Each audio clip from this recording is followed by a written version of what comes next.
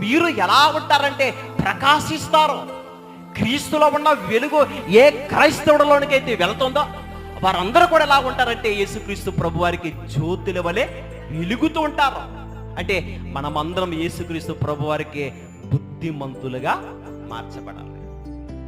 బుద్ధిమంతులుగా మార్చబడి ఆయన అంటున్నాడు, బుద్ధిమంతులైతే ఆకాశం మండలములో జ్యోతులను పోలినవారు. అంటే చుక్కలు ఏ విధంగా అయితే మెరుస్తున్నాయో మిమ్మల్ని అలా పోలిస్తున్నానని చెప్తాడు. అలా ఉన్నారా? ఇంటి మీద స్టార్ మెరుస్తుంది, కానీ మనం ఎందుకు అలా లేదు?